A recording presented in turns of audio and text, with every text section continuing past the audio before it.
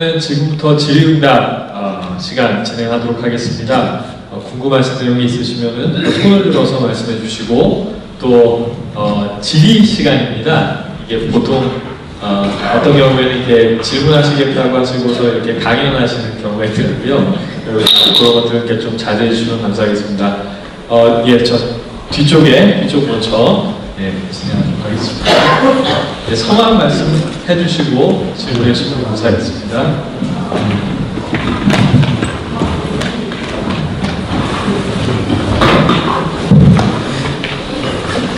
예, 안녕하세요. 이건희라고 합니다. 일단 저는 강연 잘 들었습니다. 우선 교수님께서 경제를 공부하시는 교수님이시니까 전 좀 경제 관련된 부분 질문을 드리고 싶은데요. 요즘에 오너분들, 기업 하시는 분들이 대한민국 상속세 부분이 너무 불합리해서 너무 세서 지금 기업을 이제 자녀분들한테 물려주지 못하고 이제 다른 방법을 찾는 분들이 있으시거든요. 그래서 지금 실제적으로 그렇게 되면은 그 회사를 사게 되는 그런 PF 같은 그런 데서 그 회사를 인수하게 되면 우리나라 산업 전체에 어떤 영향이 장기적으로 있을 것인지, 그리고 왜 유독 이 좌파 정부에서는 이 PF에 대한 그 시장을 더 키워주고 있는지, 과연 그런 어떤 영향이 있을지 좀 궁금합니다. 하여튼 사실 굉장히 중요한 질문이시고요. 우리 현안이기도 하죠. 대한항공이 만약에 경영을 못해서 경영이 넘어가면 그건 모르겠어요. 하지만 사람 죽었다는 이유에서 상속이 안 돼가지고 손바뀜이 됐던 그건 말이 아니죠. 왜 지금 이거는 왜 이걸 예를 들어서 지금도 그래 보면요. 이게 좀 미안한 얘기지만은 부모 잘 만난 그걸 머리에서 못 지워서는 거죠. 머리에서. 워런 버핏 많이 얘기를 하시죠. 근데 그건요, 보면요. 생각보다 그래요. 주식으로 돈을 번 사람 맞습니다. 하지만 뭐냐면 죽은 비즈니스가 있어요. 상속세를 못 내서 망한 기업을 싸게 사서 그걸 팔면서 부를 축적하는 것이 오랜 버핏이에요. 그 다음에 텍사스라는 우리에게 과세하라라고 그 잘난 척을 하던 그게 누구죠? 빌 게이츠 등등 전부 다 공익자들 만들어서 상속을 피해가는 거죠. 근데 왜 그걸 몰래 보면? 그리고 거기는 박수 치고 한쪽에 데스 비즈니스를 통해서 부를 모은 것도 모르고 그러는 거죠. 저는 이래 보면 그래서 상속세는 어떻게 보면 인헤리턴스 텍스가 아니라 데스 텍스예요. 사람이 죽은 거를 과세 기준으로 포착한 거죠. 사망세. 그렇죠. 사망세죠. 그 다음 데스 페널티죠. 죽은 것도 억울한데 그것도 과징금 물리는 거 아니냐. 도대체. 그게 다 왜 그런 거예요? 저는 그래. 참 우리가 증오를 좀 떨쳐야 되는 게 보면요. 예를 들어서 보면 자손에게 물려준다 하더라도요. 아무리 돈을 물려준다 하면 돈밖에 못 물려줘요. 어떻게 보면 비즈니스 어떤 마인드일까? 근면 성실을 못 물려줘요. 따라서 아무리 물려준다 하더라도 망하려면 망해요. 보면은 흥하려면 흥해요. 하지만 사전적으로 흥하거나 망하는 본인이 알아서 하게끔 해야 되는 거죠. 부모가 죽었다 해서 그럴 때 왜 그걸 막습니까? 보면은 그렇잖아요. 지금요. 아시아나항공 경영을 못해서 그런 거예요. 하지만은 이 대한항공 경영을 잘했는데 그걸 갖다 말하면 어떻게 됩니까?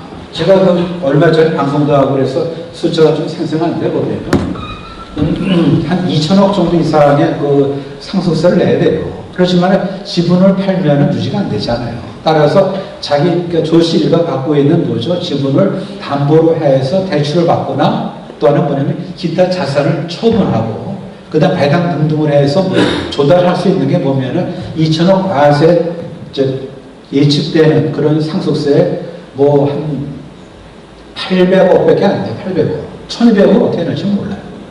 그렇게 해서 내줬다고 생각해 보세요. 그럼 왜 그걸 갖다 내줬습니까? 도대체. 그게 말이 됩니까? 이거 뭐냐면 우리가 계주는 마찬가지예요. 100m 나오는데 우리가 계주를 잘 해야 되는 거죠. 그 세대 간의 어떤 백그라운드 흐름에 보면 그걸 갖다가 본인이 해줄 겁니다. 잘했으면은 계속적으로 갔으면은 기회를 줘야 되는 거죠. 지금 우리가 참 그야말로 국민연금이 그런 분탕질을 하고 또 미안하지만 해줄 겁니다. 이거를 하면은 공기업화되고 무슨 해갖고 재벌에서 뺏어내면은 된다 하지만은 그럼 재벌 아닌 사람 쪽에서 뭐가 있을까요? 전문 경영인? 제너럴 일렉트릭 보세요. 이게 제가 기억하기로 111년 만에 뭐죠? 다우 존스에서 박탈됐어요. 자리를 갖다가. 전문 경영인은 사실 책임 못 집니다. 지금. 그러니까 우리가 보면은 재벌 손 뺏어가고 뭐죠? 전문 경영 주면 됩니까? 그건 아니에요. 지금요. 그러니까 이런 식으로 증오가 묻어있고 보면요. 길게 볼 때 애쓴 사람에 대해서 그걸 갖다 인정하지 않는 그런 사회 분위기니까 연결되겠어요. 그럼 어떻게 합니까? 팔아야 될 거 아니에요. 그러면 팔지 않고 계속해서 그걸 가업을 연속해서 했으면 성공할 수 있는 기업이 싼 값에 팔리면 뭐죠? 싼 값에 살 수 있는 게 뭔가만 쳐다보는 어나더 워렌 버핏이 나올 거고 그런 기업이 제대로 개선이 되겠어요. 또 하나 우리가 실질적 에비던스 필요한 게 성격학기랑 37 아세요? 보면 갑자기 돌아가셔서 오너가요. 망했어요. 성수성 못 내가지고. 그렇다 보니까 아니 그러면 죽은 것도 억울한데 그럼 왜 뺐습니까 도대체? 그럼 앞으로 대안이 뭐냐? 상속세 굉장히 낮춰야 돼요. 조심해야 됩니다. 우리가 보면은 이 좌파들, 그 기자들 다 질이 나쁜데 우리나라 이제 기자들이 뭐냐면 OECD 상속세 평균을 내요. 평균을요. 그럼 여기 26%를 얘기해요. 26%. 35개국입니다. OECD에.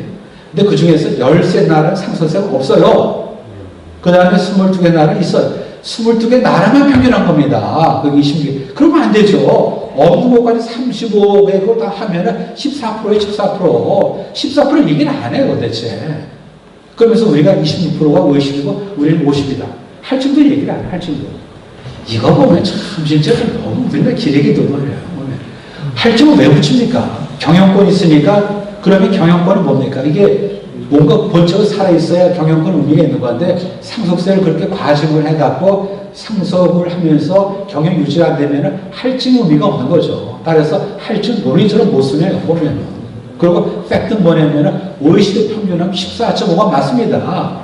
12개 나라는 상속세가 없어야 해. 그 있는 나라는 뭡니까? 지금 아주 낮아요. 보면요.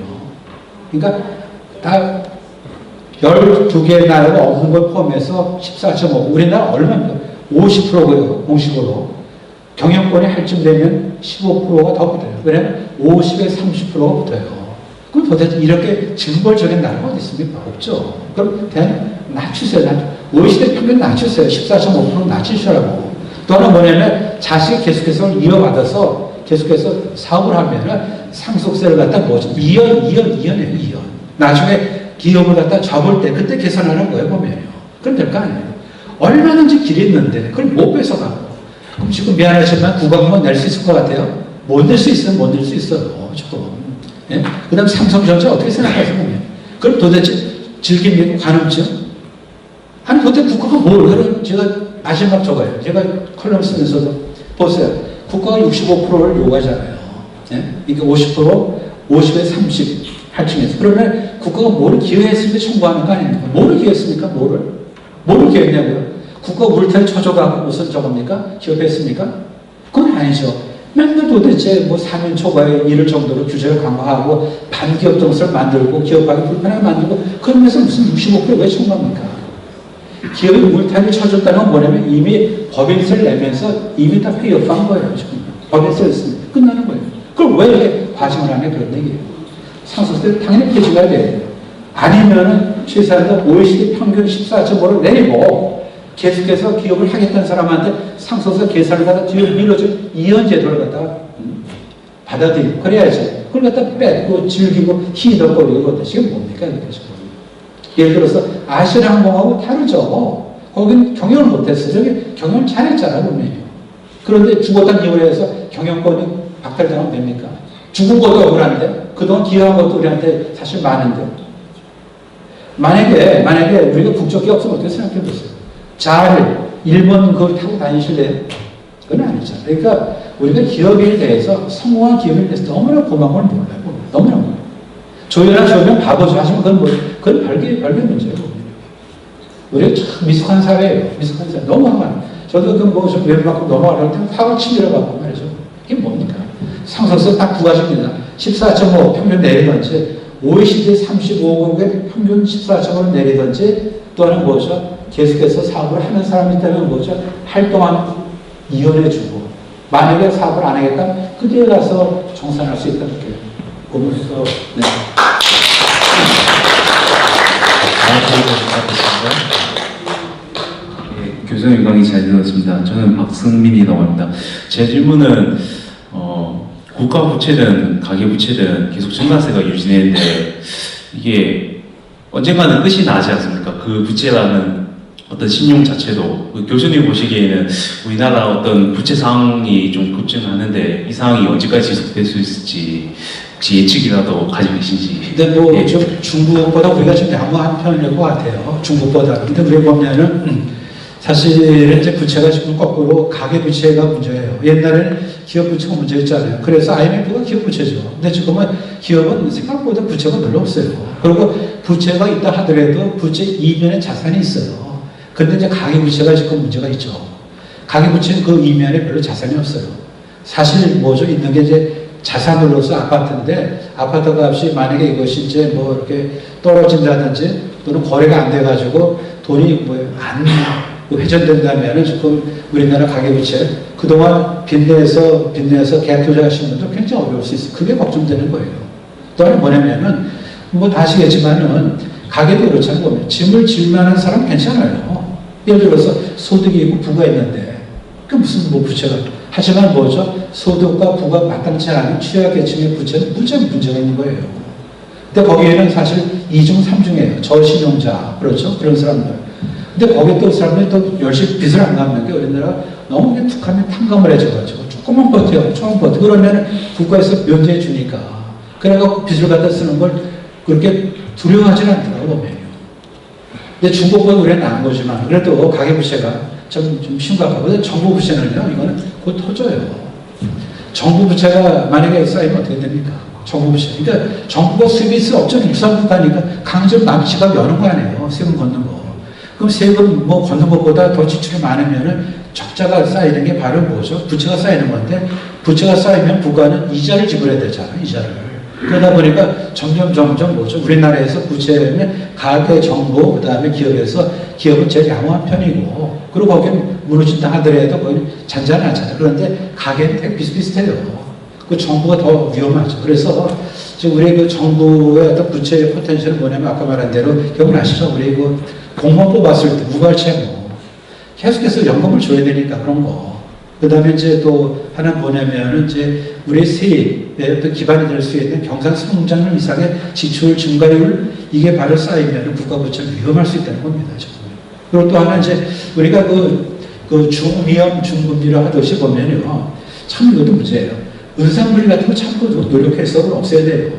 지금 그나마 최근에 우리 카카오뱅크 등등 해갖고 뭐냐면 중위험 중금리 있잖아요. 그분들이 없었으면 뭐냐면 사채시장할 분들이에요. 그렇잖아요. 그러다 일반 은행에서 쳐다보지도 않아요. 쳐다보지도 않아요, 보면요. 저도 뭐 명예교수, 이게 뭐 모르지. 그래서 이제 퇴직했다니까, 대출, 제가 대출 받을 그런 건 아닌데, 그렇게 몰라. 그게 너무 미케니컬한 그런 사람들인데. 그래서 제가 어카운터에게, 그러시냐고. 제 집사람이 돈이 있거든요. 뭐, 제가 벌어줬나 봐. 그러니까 보면 이제 그런 것 때문에, 그러니까 보면, 가계부채도 사실 좀 취약한 게 지금 문제죠. 취약한 게 지금. 그 다음에 또 하나 뭐냐면, 이 젊은 층들이 저축을 안 합니다. 우리 여기 고등학교 동기분들 몇 명 계신데, 참, 우리 이렇게 노력했어요. 저축했다고요. 100에서 안 믿어지실 거예요. 젊은 분 계세요? 김웅구 대표도 계시고. 내가 100을 벌었는데, 이건 과장이 아니에요. 한때 100을 벌었는데 85를 저축을 했어, 제가. 100을 벌었는데 85를. 그러니까 그나마 남한테 손 안 빌리고 부모 뭐 그런 거 그리고 여기 뭐 자립자는 보면요. 그런 있는 거 아닙니까? 그러니까 누구든지 보면 젊었을 때 저축하면 되는데 저축 안 해요. 그러니까 자동차라고 보면 많이 놀래요. 조금 좀 스몰 카 타도 되는데 그 뭐 그렇게 그냥 뭐 3천만 원, 4천만 원짜리 차 타고 언제 돈을 모아. 그래서 좀 지출을 줄이면은 빚은 줄어들어요. 정리하면은 정부 부채 제일 위험하고요. 기업 부채 괜찮고 가계 부채에서 좀 취약했죠. 그리고 젊은 친구들 좀 소득에 비해서 소비 지출을 많으니까 좀 저축을 하면은 뭐죠? 빚은 전혀 걱정하지 않으면 된다고 그러죠. 그래서 우리가 마음먹기에 따라서 빚은 그렇게 걱정 안 해요. 그리고 옛날에 미국 서프라임 같은 건 없었는데 단 갭 투자는 그냥 위험한 요소가 있어요. 갭 투자. 100을 갖다 빌려서 뭐래 지금 120짜리 집을 샀잖아요. 지금. 그러니까 20만 내 돈인데 20만 갖고 내가 120을 내버리지 얼마나 큽니까? 근데 이 집이 안 팔려. 어떻게 해야 되지? 그러니까 그게 객도적으로 굉장히 위험한 겁니다. 제가 볼 때 그래요. 네. 예, 다음 질문. 네, 안녕하십니까. 저는 이은혜라고 합니다. 교수님 강의 잘 들었습니다. 질문은 두 개가 있는데요. 하나는 그 국민저항을 이야기하셨는데 오늘 교수님께서 말씀해 주신 많은 그 니제를 알렸다 그 항목들이 정상적인 사고를 할 수 있는 정권이라면 그런 이야기를 듣고 정신을 차리겠지만 제가 봤을 때 이 정권은 그걸 몰라서가 그러는 게 아니라 의도를 가지고 대한민국을 망하게 하기 위해서 그런 정책을 한다고 생각을 합니다. 근데 이제 대통령 하나를 없애서 되는 게 아니라 민노총이라든지 정교조라든지 뭐 좌파 시민단체라든지 이런 세력들이 많이 있는데 그러면 그렇지 않은 우파 국민들이 어떻게 국민 저항을 해야지 예를 들어서 우리 경제활동이라든지 아니면 아까 헌법 그런 말씀도 하셨는데 국민저항을 구체적으로 어떤 방법들이 있겠는지 그게 궁금하고요. 두 번째 질문은 저는 부천에 사는데 요즘 부천페이라는 게 생겼습니다. 그리고 부천페이, 그러니까 서울페이 이런 거예요. 서울페이, 경기페이, 부천페이 뭐 이런 건데 이게 그럼 뭐 돈이 풀리고 인플레이션이 돼서 화폐 개혁 뭐 이런 식으로 되는 건지 이 페이를 어떻게 생각을 해야 할지 그거 두 가지가 궁금해요. 근데 어떻게 이렇게 말씀을 잘하세요? 좀 질문의 어떤 수준을 보면 독서량도 좀 금방 읽히고요. 그리고 참 이런 분과 같이 제가 같이 있을 때 너무 좋네요. 그래서 이것도 우연히 봤는데 참 제가 마지막 잘 쓴 것 같죠. 그렇죠. 이게 저항이에요, 사실은. 이게. 우리가 그렇다고 어떻게 하겠어요? 그러다 보면 이 초심을 잃지 말으셔야 되고요. 저 같은 경우 보면은 이제 꼬투리 잡힌 일 말해야 돼요. 저 인간들한테. 근데 저 아주 항상 저는 창각할 일이 없어요. 창각하요. 둔탁한 거 말고 창각하는 치료가 되는 거죠. 여기 한번 다시 보죠. 여기 우리가 모인 게 뭡니까? 사실 우국충정으로 깨어있는 시민들이 동지로서 만난 거죠. 필요하면 저항해야 됩니다. 그리고 저항하면서 우리가 광장에서 하는 그런 게 아니고 전 락커에서 얘기하는 겁니다. 우리가 국민한테 권한을 일부러 왜 써야 되는 거죠. 수탁받은 너희들이 엉망에 우리가 너희를 갖다 뭐죠? 쳐낼 거다 하는 그런 위적으로서 우리가 국민 권한의 일부를 갖고 있기 때문에 언제든지 저항할 수 있고 이거는 사회개혁의 일부다. 오늘 제가 강의 이거 어떻게 보면은 제 되게 좀 많은 분들이 뭐 경제 교수니까 뭐 뻔하지 뭐 소득주도 성장하는데 제가 오늘 제일 잘한 게 이겁니다. 제 사실 돌아가셨네요.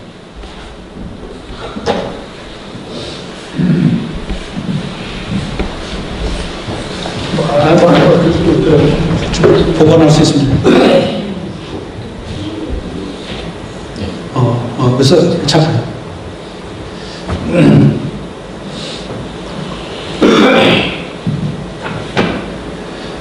국민의 저항도 뭐죠? 사회개혁의 일부라는 겁니다. 이거 아까 별로 신경 안 쓰셨죠? 이거요 보면 저항도 이거 우리가 사회개혁 우리가 국가 존속하느냐 우리가 뭐냐면 권한 일부를 우리가 세이브하고 리저브했다는 겁니다. 따라서 이 사회개혁의 일부로서 국민 저항권이에요. 이거는 필요한 게 우리의 콜롬비아에 되고 나중에 보면은 이제 사실 국격이 뭐 더 훼손되고 그러면요 일어나셔야 돼요. 일어나셔야 돼요. 근데 보면은 좀 이런 것 같아요. 보면요 너무 이렇게 뭐 좀 감정적으로 보다가 보면은 좀 우리가 저도 좀 대학교에 있으면서 참 굉장히 가슴이 아파요. 우리 젊은 친구들을 제가 맨날 강의 평가 꼴찌 대학교 서울대학교 저기 뭐죠 명지대학교에서 왜냐면 인기 없는 얘기만 하니까 근데 이제 요새는 이제 뭐 정년도 하고 그러니까 별로 구애받지 않잖아요. 그러니까 서서히 뭐냐면은 이제 몇 명들한테 어필해요. 근데 그 말씀하셨는데 이 정권이 무슨 고의적으로 이렇게 한다고 생각은 안 하고 지력과 능력이 부족해요. 특히 지력이 부족해요. 그리고 그들의 세계관이 무슨 그 폐쇄적인 세계관이 무슨 거기 머리에 뭐가 들었겠어요. 대부분 했죠 도대체. 그러다 보니까 우리가 설득할 수가 없어요. 싸워야 되죠. 저항해야 되죠. 그래서 오늘 제 강의에서 가장 하이라이트, 가장 키포인트, 가장 좋고 남의 들게 바로 뭐냐면 국민의 저항권이 사회개혁의 일부라는 사실입니다. 이걸 늘 가슴에 담으세요. 그럼 나중에 필요한 만나시라고. 점잖은 자리에서 만나도 되지만 뭐죠? 때에 따라서 뭐죠? 길거리에서 만나셔도 돼요. 그렇지만 유치하게 광장 민주주의식으로 하지 말자고. 그렇게 하고 모르겠어요. 이게 어떤 관계를 발전할지 모르겠지만 저는 이래서 나비 효과 있죠. 얼마 여기 뭐 몇 분 계시면 하지만 그 미세 말개 지시 2019년 4월 20일, 22일 그렇죠. 뭐 8시 뭐반 9시 요 모이는 날개 지시 어떻게 변할지 몰라요. 늘 간직하시고 그리고 우리가 보면 필요할 때 모이시고 그러고 난 사실 김은구 후배인데 난 좀 미안합니다만 좀 말을 놔서는 안 되지만 참 좋아하는 게 뭐인 거예요. 그 당시에 가장 필요한 게 거짓과 진실이 혼돈될 때예요. 그때 트루스를 말 찾아내는 사람 아니에요. 트루스란 말. 뭐가 거짓말이고 뭐가 진실이 다 섞여 있고 도대체 말이죠. 그 와중에 트루스 진실을 찾아내는. 아까 그래서 같이 밥을 먹으면서 우리가 뭐였죠? 뭐가 필요합니까? 트루스 앤 리버티예요. 사실요. 자유와 진실이죠. 이것도 당명으로 써도 돼요. 맨날 그렇게 애매하게 더블당 하지 말고 더블하게 말이죠. 네. 자유와 진실. 영어로 해보세요. 리버티 앤 트루스. 영어로 하면 굉장히 폼나. 근데 우리가 이제 안 될지 모르는데 트루스 앤 리버티 맞아요. 그러니까 여기 계신 분들은 딱 두 마디는 갖고 있잖아요. 트루스 앤 리버티 한글 길이다. 그리고 사회계약의 일부로서 그분이 정확히 우리가 갖고 있다고. 정당한 저항권이 정당한 마땅히 행사가 되어야 되고 필요하면 행사가 되어야 되는 늘 행사가 되는 건 아니겠지만 필요할 때 마땅히 행사가 되어야 되는 저항권 이게 바로 사회계약의 일부다. 그리고 페이는 좀 안 했으면 좋겠어요. 보면요. 그거 도대체 뭐 좀 알아서 그러고 제가 뭐 박원순 이름도 내가 좀 올리기 싫어요. 이게 뭐니까 도대체 무슨 서울 페이 제가 서울 조용필 노래 잘 부르고 참 싫어요. 참 싫어. 근데 그 싫은 거 어떡합니까? 인내하셔야죠. 인내하세요. 저도 보면 어떤 때는 진짜 그냥 잠에 뭐 벌떡 일어나요. 화가 나서 너무 화가 나가지고 근데 어떻게 인내해야지 어떡하겠어요. 그리고 페이 그거 어떡합니까? 근데 하여튼 하여튼 참 질문을 너무 잘하시는 요지가 지금 하여튼 네 감사합니다. 네, 너무 질문 잘해요. 요지 개표. 감사합니다. 다음 질문 있습니다. 예, 강창식입니다.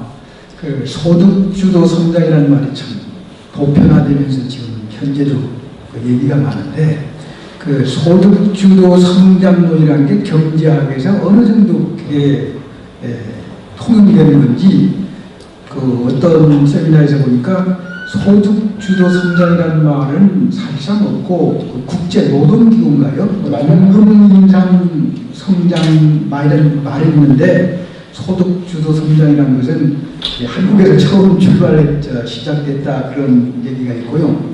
거기에 대해서 교수님의 견해를 네, 맞습니다. 저게 일종의 러브 차일드예요. 예, 그다음에 두 번째는 저 질문 아니었습니다. 그 소득하면은 이제 기업가도 소득이고 또 일단 시급제도 소득인데 사실은 그 전 국민에게 어떤 내 소득이 올라간다는 그런 어떤 착각 심리에 빠지게끔 하는 정치 논리로서 이게 시작된 거 아닌가 그런 것 저희 생각인데 여기에 대해서 좀 말씀. 두 번째 질문 제가 두 번째 질문 어떤 질문이시죠? 그 개인 소득 올라가? 예, 그 소득주도 성장이라는 말이 임금 사실상 노동자 임금 인상인데 들었고요. 예. 두 번째 질문. 예. 전체적으로 전부 국민들에게 내 소득이 다 올라간다는 그런 심리적인 착각을 일으키게 하기 위한 포퓰리즘이 아닌가 이렇게 생각합니다. 맞습니다. 그런데 이제 정확한 지적이시고요. 첫 번째 질문부터 답드리면은 그 좀 정확히 하셨어요. 원래는 그 족보가 웨이지 레드예요. 웨이지 레드. 그러니까 임금을 올려주면 분배가 개선돼 있었는데 그건데 사실 그렇게 하니까 너무 노동조합 편만 들다 보니까 노동조합 편을 드는 것처럼 보이니까 자영업자 등등 생각해서 소득을 바꾼 거죠. 이거를 말을 개명을 한 거죠. 그래서 일종의 한마디로 정확하게 사생아 족보가 없는 거죠. 보면 웨이지 레드 그로스는 거는 뭐 일종의 어떤 뭐 마르크스 주의겠지만은 소득주도 성장을 설명을 못해. 왜? 없는 거니까. 사생하니까. 족보가 없으니까. 호적이 있어야 될 거 아니에요. 호적이에요. 아까 소득이 소득 어떻게 큽니까? 그게. 주어 목적 구별이 안 되는데. 안 되는 거죠. 그래서 처음에 참 저도 좀 미안하지만 저는 뭐 그런 것 같아요. 부경대학의 홍장표라는 분이 있죠. 참 그래요. 아마 기록이 될 겁니다. 어떤 오명으로 기억될 겁니다. 그래서 그렇게 하고 오늘 잠깐은 몰라도 보면 그게 됩니까? 그러고 웨이지 레드 그로스는 또 아주 마이크하게 보면 이런 것도 있어요. 예전에 포드 자동차 보면은요, 포드 아시죠? 포드 T 임금을 2배 줬어요, 2배. 그러니까 벌떡같이 보이는 거 아니에요. 그래서 여기서 잘리면은 떨어지니까 죽어라 일어나는 거죠. 그게 바로 이제 인센티브를 주는 거예요. 그래서 그럴 때 웨이지 하이퍼시스 그래요. efficient wage 하이퍼시스 그거는 마이크로한 거고, 그리고 말씀하신 대로 소득 주도 성의 원료는 임금 주도 성장이에요. 웨이지 레드. 그리고 소득 주도 성장 사상화 있을 수가 없는 겁니다. 그거는 없는 거예요. 가짜 사기야 사기 정책 사기라고. 그 다음에 두 번째 질문 얘기하신 건데 GDP가 원래 그래 보면 그건 평균이에요. 평균 총계예요. 총계. 거기에는 아주 부자가 포함되는 거죠. 따라서 GDP가 성장하는데 전혀 기여도 못한 사람도 나도 같이 올라가는 것처럼 이렇게 느끼는 착각이 있는 거예요. 그러니까 우리가 이제 그걸 너무 이렇게 GDP 그런 거에 대해서 함몰되지 말아야 되는데, 그게 정주영 씨 좀 돌아가셨지만 그분이 뭡니까? 빠지면 뚝 떨어지잖아요. 그러니까 부자들의 소득이 더 빨리 증가하겠죠. 따라서 부자들의 소득이 빠지면은 경제 성장률은 떨어지는데 그분들이 포함되기 때문에 높아져요. 그래서 모든 사람들이 평균적으로 다 그만큼 성장한다 생각하지만 그건 아닙니다. 예를 들어서 장사가 경기 좋다 하면 다 잘 됩니까? 잘 되는 데도 있고 못 되는 데도 있고 그렇잖아요. 그래서 평균적으로 이렇게 하는 거는 좀 약간의 어떤 착시 효과가 있다. 그거는 구분이 되는 거고요. 그래서 우리가 보조 지표를 많이 만들어야 될 것 같아요. 보조 지표를. 그래서 예컨대 보면은 이제 고용 지표도 마찬가지죠. 우리가 취업률 이렇게 할 때도 보면은 이제 나이를 갖다 이렇게 좀 좁혀서 청년 실업률을 따로 이렇게 하지 않고서는 너무 취업률이 좋은 것처럼 보이니까. 그래서 좀 너무 성장률이 평균적으로 올라가는 것이 모든 사람들한테 골고루 혜택 돌아가는 것처럼 인식되지 않도록 하는 노력은 필요하다고 생각합니다. 네. 예, 시간이 조금 넘게 됐는데, 예, 질문 받겠습니다. 네, 말씀 잘 들었습니다. 최신앙이라고요. 7억분입니다. 아까 국민 저항권 얘기하셨는데 제가 엊그제 레지스탕스 정강영 씨 모임에 오라서 잠깐 갔는데 뭔 얘기를 했더니 그 집회 허가가 안 나면은 그거 우리 못하죠 그러더라고요. 그래서 이 양반들은 합법적인 그런 레지스탕스를 하려고 하는 것 같은데 그 국민저항권 어느 범위까지 예를 들어 그러니까 기존의 그 법 체제 하에서 법이 허락하는 한에서만 하는 건지 아니면 그걸 벗어나서도 해야 되는 건지 일단 그거 첫 번째 한번 말씀드리고 싶고요. 두 번째 또 한 가지 왜 20대의 그 지지율 그 문정부에 대한 지지율은 떨어진다는데 30대, 40대는 여전히 그냥 초lap통처럼 그렇게 버티고 있다는데 그 이유가 뭔지 혹시 교수님의 생각을 있습니다. 아픈 데만 질문하세요. 보면데 그 두 번째 질문은 어려운데 보면은 그거야말로 보면 아마 좀 세대의 좀 죄송한데 착각일지 몰라요. 보면 이렇게 집단 오류일 수 있는 거죠. 민주화 세대에 어떤 영향을 이제 직접적으로 받은 이제 그런 쪽이죠. 보면. 그래갖고 대한민국 태어나지 말아야 되는 거고 헬조선이고 뒤집어야 되고 그러니까 이제 이거를 변화를 주고 뒤집겠다 나타난 사람이니까 그냥 쫓아가는 맥목이 아닌가 상당히 싶어요. 근데 그들의 어떤 경제 어떤 지지하고 그 다음에 경제를 포함해서 모든 거를 다 묶어서 지지하고 이게 좀 다르지 않을까 싶어요. 근데 경제에 있어서는 아마 지지가 그렇게 높지는 않을 거예요. 포함해서 이렇게 해서 이겨서 그러는 거고. 그리고 저항권은 좀 그래요. 국민의 저항권은 사회개혁의 일부로 생각해요. 이거면 되는 거 같아요. 이게 무슨 집회 허가를 받고 안 받고 쫓아내기 하는 게 아니고 국민들은 뭐죠? 사회를 갖다 뭐 했을 거며 왜 형성했습니까? 사회는 아무것도 없죠. 국가가 돼야 되는 거죠. 그래서 개인의 어떤 천부적인 권한의 일부를 양호하고 양도해서 국가를 만들어서 내 인권의 어떤 그런 걸 보존해달라고 했는데 그게 신통치 않거나 못하면은 저항할 수 있다는 거죠. 논리적으로 보면. 그래서 저항권에 대한 논리적인 근거가 바로 뭐냐면 사회계약만이고 그게 이제 로크다운 거죠. 그렇다니 우리가 뭐 이 실정에 대해서 우리가 언제든지 저항할 수 있습니다. 할 수 있다고 생각해요. 그게 뭐 실정법으로 뭐 그럼 뭐 예를 들어서 뭐 어떤 형태로든 좀 안 됩니까? 불매운동도 할 수 있는 거고 뭐 특정 어떤 정치인에 대해서도 그렇게 할 수 있는 거고 그리고 20대를 보면 아마 이럴지 몰라요. 굉장히 그 현장에서 당했을지 몰라요 보면 아마 지금 제일 당하는 게 20대 알바요. 제가 뭐 약간 프라이버시인데 좀 죄송하지만 단서를 좀 팁 이렇게 하면서 하는 건 뭐냐면 집 밑에 그 조교가 있었어요. 근데 이제 그 집에서 커피 전문 정보를 했다고요. 그래갖고 최저임금 나고 그럴 때는 물어봤어요. 너 최저임금 어떻게 생각하냐? 그랬더니 참 생각하면서 하루 좀 시간을 달래요. 그래서 그래. 그래갖고 다음날 왔는데 부모님이 이걸 하셔서 그렇지만은 최저임금은 올라가는 게 맞습니다. 이렇게 얘기를 하더라고요. 하루 있다가. 그래? 근데 그러고 나서 이제 변화가 오는 게 뭐냐면은 이게 너무 급하게 올라가니까 부모님이 예전에는 이제 좀 종업원을 이제 쓰고 그러다가 이제 아침에 출근하시는 거예요. 출근을. 그 다음에 또 얼마 지나니까 자기 용돈이 줄어드는 거야, 보면요. 그러니까 예전에 쉬시던 부모님이 그 못 쉬시고 대신 카운터를 보고 자기 용돈이 줄고 그리고 가게도 잘 안 되고 하니까 이거 최저임금 올리는 거가 능수 아니다라고 6개월쯤 지난 다음에 고백을 하더라고요. 교수님 말씀 맞습니다. 잘 몰라야 되는 거예요. 근데 지금 20대는 보면 진짜 어려워요. 왜냐면 가서 참 잘리니까 보면 36시간을 가다 못 쪼개 다 쪼개잖아요. 보면요. 이렇게 저렇게 하여튼 뭐 자기를 보호하는 장치에 의해서 그것이 이제 더 고용이 지금 떨어지고 그러다 보니까 20대는 진짜 이건 아니다 싶어서 몸을 등을 돌리는 것 같고 30대, 40대는 상당한 정도로 지나간 향수 미안하지만 집단 오류가 일부 남아있다 생각이 들어요. 네, 그렇습니다. 네. 제가 질문 하나 드리겠습니다. 그 대깨문이라고 하시는 그 집단이 있으시죠? 그 30대, 40대 지금 말씀하신 그 30대, 40대인 것 같은데 여러분들 그 경제가 많이 안 좋아진 거에 대해서 많이들 체감하시죠? 예, 그런데 그 대깨문이라고 하시는 분들은 또 이렇게 말씀하시더라고요.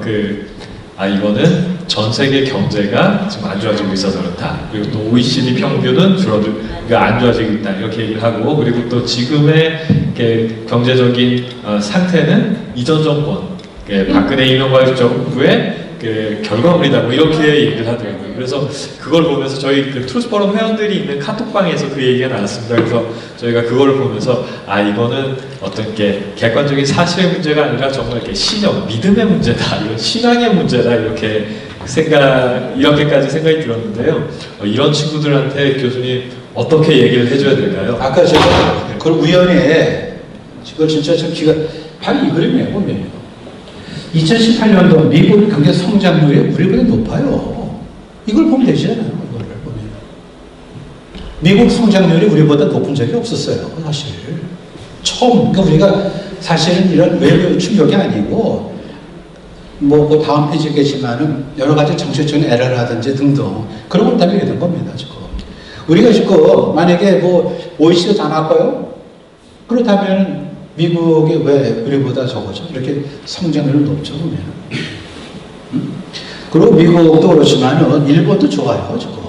좋다고. 그러니까 다른 나라보다 우리가 못하지 않다라는 건 바로 문제의식의 어떤 그런 디펜스가 되는 거죠, 보면요. 그래서 여기 보다시피 보면 이거는 팩트입니다, 지금요. 우리가 세계 성장률 평균하고요. 한국, 그 다음에 미국을 한번 비교해 보세요.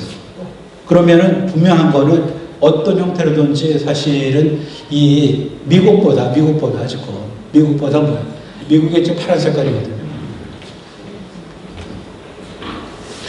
미국보다 조금 우리가 낮은데 그리고 세계 성장률 평균은 못 쫓아가는데 더 분발해야 되죠.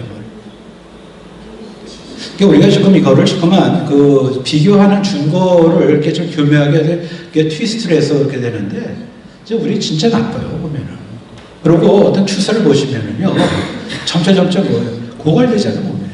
뭐가 고갈되죠, 지금? 자신감이 고갈되잖아요. 그리고 지금 우리나라에서 점점 반도체 의존하잖아요, 보면요. 반도체 없으면 어떡하실 거예요, 보면. 이런 식으로. 새로운 신수종이 안 보이잖아요. 갈 길은 멀고 해는 지는데 뭐가 새로운 게 안 보이는데 이걸 생각하면 우리가 진짜 그야말로 혁신을 그래서 아까 혁신도 보면은 이제 뭐 지나가는 그림 같은데 보면은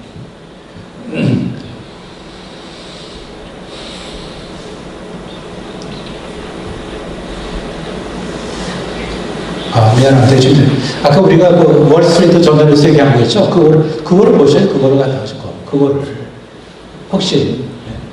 그 다음에 또 하나 이제 제가 이거 보면요. 여기 2차 대전 이게 뭐 그 당시 좀 낮춰졌지만 뭐 전자레인지, 산업용 로봇 그렇죠. 그 다음에 트랜지스터 그렇죠. 그 다음에 여기 뭡니까 이게 MRI, 인터넷, 아이패드 이런 게 다 그걸 올리는 건데 지금 말이에요. 여기 우리나라에서 기업이 뭐가 있습니까 사실요. 그러니까 캐치업을 한 건데 이 캐치업도 우리 마음대로 못하는 거죠. 그리고 혁신 성장은 방향은 맞아요. 그런데 오늘 한경에 조그만 칼럼을 봤는데 참 혁신 성장 포털을 만들었는데 앞에 뭐 초기 화면을 그려야 될 거 아니에요. 그래갖고 찾은 게 뭐냐면은 혁신 성장 포럼인데 로봇을 찾았는데 일제인 걸 모르고 올렸어요. 일제인 걸. 일본 산인 걸 모르고 올렸어요. 누 지적하니까 까뜨고 해갖고 뭐예요. 이걸 낮췄어요. 그래갖고 뭐 드론으로 바꿨어. 드론으로. 이번엔 중국 드론을 갖다 올렸어요. 이게 도대체 말합니까?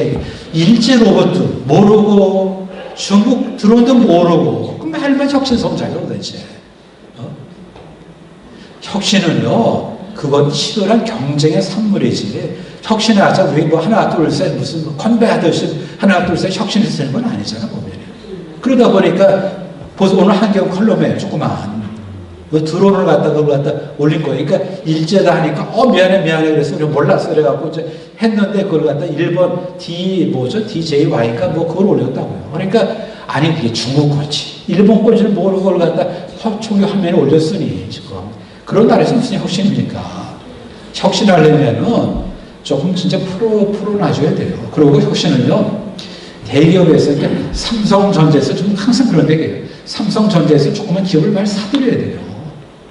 그래서 조그만 기술 개발해서 팔고 나가서 또 기술 개발하고 그런 많이 사들여야 되는데 하면은 뭐 그걸 기술을 뺐었느니 도대체 뭐 계열사를 갖다 늘려는 이런 타령만 하고 있으니 그럼 뭐 아시겠지만 미국의 그 실리콘밸리에 거기 뭐 우리는 산업부에서 그걸 키운 거 그런 것처럼 키웠습니까? 그건 안 했잖아요. 한 번도 없어요 보면 실리콘밸리라는 어떤 번지수가 없어요. 번지수가 추상의 공간이죠 보면요. 그래서 맨날 제가 그 강연할 때만 얘기하는데 스티브 잡스도 맨날 하는 게 아니에요. 스테이 헝그리, 스테이 플리시가 아무것도 아니에요. 스테이 플리시, 스테이 헝그리 그거만 있으면 아무것도 아니죠. 스테이 플리시, 스테이 헝그리 플러스 think different가 있으니까 그게 혁신이 된 거죠. 단위 생각하는 거. 삼성전자는요 전화기에다가 뭐예요? 전화기에다가 컴퓨터를 애플은 컴퓨터에다가 전화기를 얹은 거예요. 달라요, 로직이. 잘 생각해 보세요, 지금.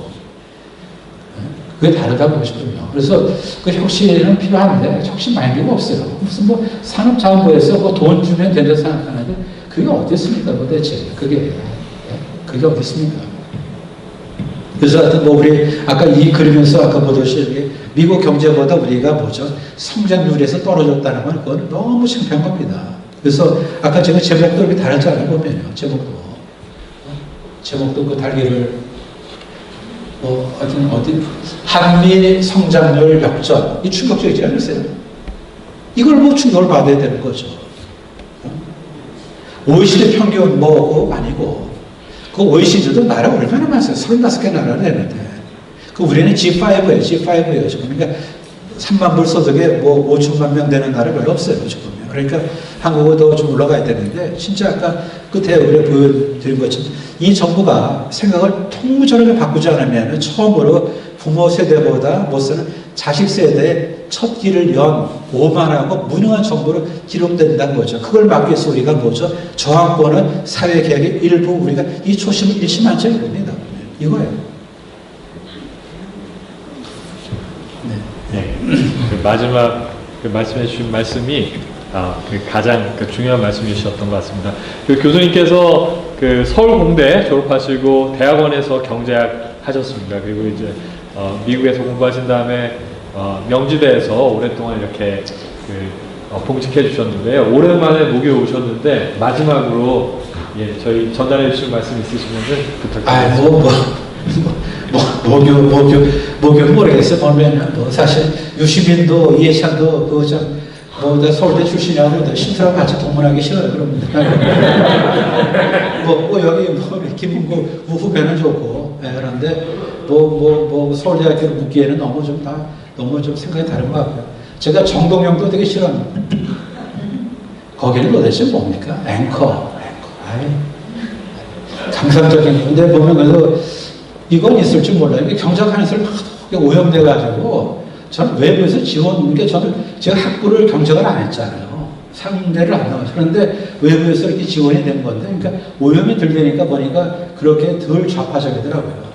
서울 상대 거기 경제가 계보가 있어요.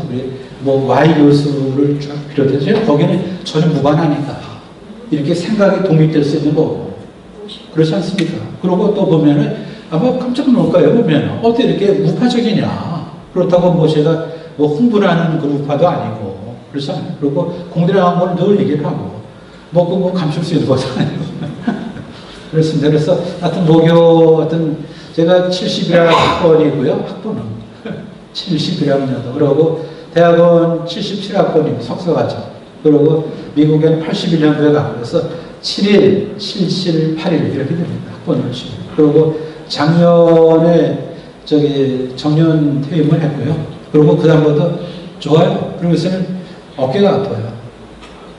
생각이 맑게 나나 봐요. 좋은 것 같아요. 좀 편한 것 같아요. 정년하고 나서 생각 못했던 것도 생각하게 되고 또 겁도 옛날 불이익을 당할 수가 있잖아요. 근데 지금 불이익 당할 게 뭐가 있어 보면 그러니까 편합니다. 그리고 오늘 여러분 만난 거 진짜 좋은 인연으로 모시겠습니다. 감사합니다.